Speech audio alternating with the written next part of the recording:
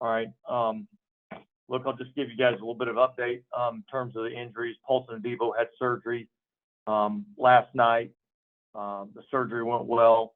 It's going to be a lengthy recovery. It's going to cost him the season, but the surgery went well. Nick Saldivari injured his shoulder last night. He's probably week to week.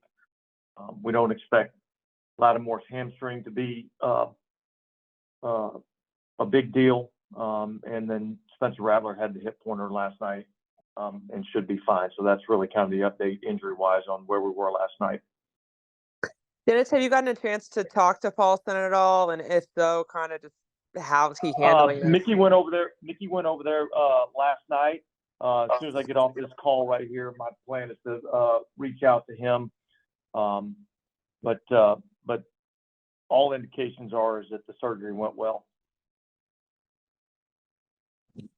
Do you know why he needed surgery specifically for a broken femur? Was there a concern about nerve or vascular damage? That was never anything that was discussed. I think it's just more about how to fix the femur. But no, there wasn't any concern about nerve issues or anything like that. Dennis, if Rattler is healthy, is he going to be the starter this week if Derek can't go? Or yeah, look, I mean, I think obviously those are all things that we'll need to talk about. But when I went back and watched the game, I thought when Spencer Rattler was protected, I thought he played really well. I thought his challenges came when the protection broke down and we weren't able to give him an opportunity to get the ball out, and then I think there's some things where he's got to learn to do a better job of protecting the ball in those situations. Hey Dennis, I know injuries are just a part of the game and everybody deals with it, but just how frustrating is it as a coach that you're dealing with so many? Well, it's extremely frustrating, because,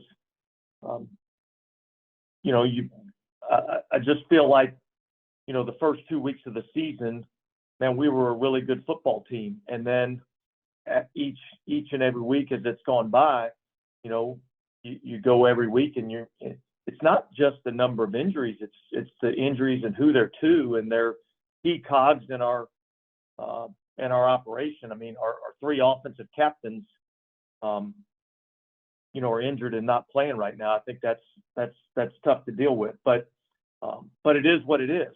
And we've got to find a way, even with those, that we can play some better football. Dennis, the decision at quarterback, is it solely always going to be about who gives you the best chance to win that week, or are you considering this in the greater sort of development and learning about Spencer Rattler and what his potential is and all those things? Well, yeah, look, I mean, obviously with either one of these quarterbacks that gets in there and plays, there's a developmental aspect to that, which, is important for the future. But yet that's really not where the focus is right now. Our focus is how can we put ourselves in position to try to win football games. And I think that's what the decision is going to be based on. And Dennis, is your message to the team during this mini bye, is it more about just physical or mental aspect of the game? Well, it's probably more about the physical aspect in terms of just get your rest and get your recovery. We played 3 games in 10 days. I think we've played, we probably played about, 215, 220 snaps of defense in the last 10 days. And that's a lot of football. And so, and we've got a lot of football left to be played. It's a long season. We've got to get recovered. We got to start getting some guys healthy. I talked to the trainers today. It looks like, there's a chance that there's some guys that might, be available to us next week that haven't been available to us. So hopefully that we'll continue to get some good news on that front. And let's get rested. Let's get recovered. Let's get mentally and physically fresh, and let's come back on Monday ready to go and planning for the Chargers. Is one of those guys Cesar Ruiz? How's he progressing? I think he's got a chance to come back. And of all the injuries, you know, it's pretty much like position by position. Is there one group that's been hit, you think, in particularly hard during this stretch that, you know? Well, look, I mean, yeah, I mean, I think it's been, you know, in certain positions at certain times. Obviously, I think the hardest hit's been the interior of the offensive line. You know, with Eric going out and then Cesar going out and Lucas Patrick has been out, and Shane Lemieux, who came in to replace Eric, you know, went out. So, I mean, you're talking about a lot of injuries in particular to the interior of your offensive line. And I think that's probably an area where we've had some of our most challenges. You know, and then obviously the receiver position in this game yesterday with you know, losing Shaheed, you know, and Olave not playing. I mean, I think that was a tough blow to that position group. So yeah, I think there's a couple positions that, you know, overall have been hit harder. Dennis, I know this is a repeat question, but since you said you talked to the trainers and got some updates, what's the expected timetable on Derek Carr getting back to practice and things like that? Well, I think the plan is to hopefully get started with a throwing progression tomorrow, and then we'll just have to see, you know, how he progresses through that, you know, and so this is not something that's a pain tolerance question. This is a functionality question, you know, in terms of just being able to, you know, rotate his upper body to make throws and be functional at being able to do that. I mean, obviously there's a pain level that goes along with that, but it's his ability to, you know, rotate his torso to be able to throw the football, and that's an important part of what quarterbacks have to be able to do. And again, I know I'm not trying to pinpoint you to a game or a week, but is a week even possible on that? Is that a multi-week process that you're thinking, or? No, I think we're getting closer. Do I think he's going to be ready for the Charger game? I'm not sure. I think that's questionable. I think it's certainly very likely for the following week.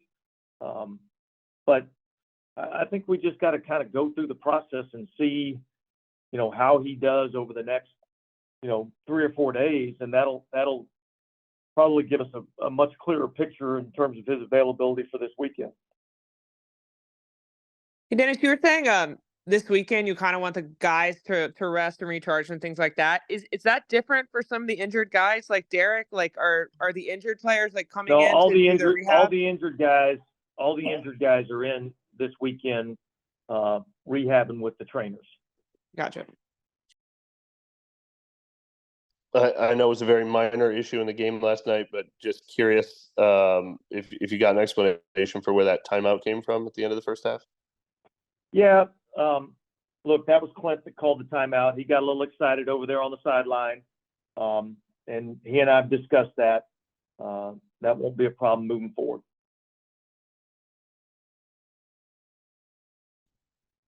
Hey, Dennis, when it comes to your, you know, just evaluating your staff and you and your coaching staff over these next 10 days, are there some things that you can pinpoint that maybe you all need to do differently this, you know, going forward? Yeah, look, I think that's part of what the evaluation is going to be as we go through kind of the weekend and the early part of next week. I do know that, you know, I looked at a couple of things, and in particular on the defensive side of the ball, I think we got to do a better job with our communication. I don't think our communication is where it needs to be. I think we've got to improve our execution. So, you know, how we're teaching it, to make sure we're giving a clean, easy picture for our players to make sure they know exactly what to do.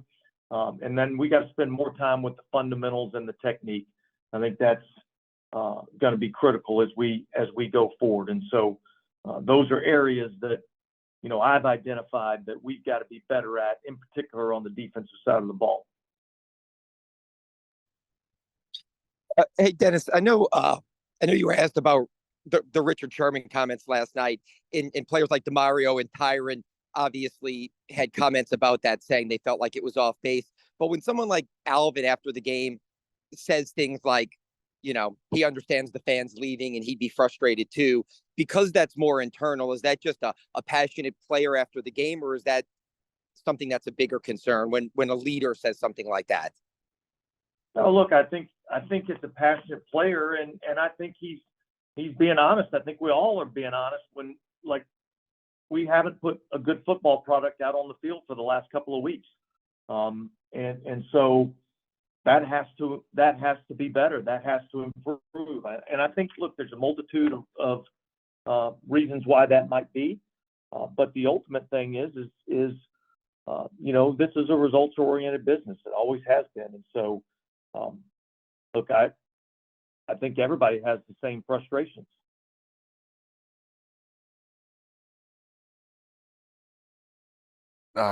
Is one of those guys, how's Eric McCoy doing? It's probably too soon for him, right? Yeah, it's too soon for him, but he's doing well in his recovery. He's going to be on, I think, the earlier end of the rehab process. Gotcha.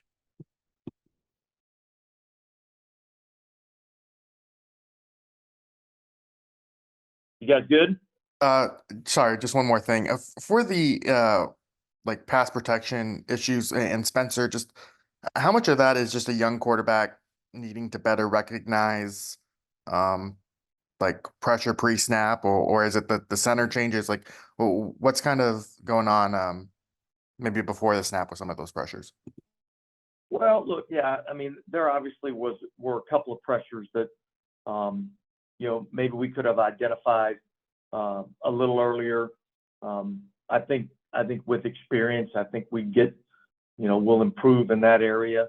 And sometimes those things happen. I think the bigger aspect was, when we had everything identified, there was too many times where, we lost a one-on-one block, and Spencer didn't really have time to be able to deliver the ball. I mean, I thought when he was protected, I thought he did a good job of going through his progressions. I thought he did a good job of getting the ball out of his hands. I thought he threw the ball, with timing and accuracy. So there were some good things that I saw.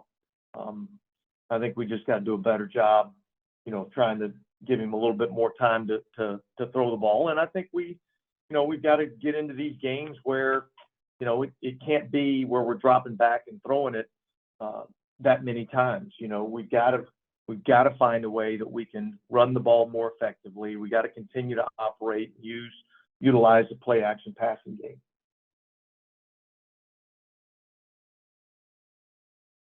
Thanks. You guys good? Thank you, Coach. All right. Thanks, guys. Yeah. Take care.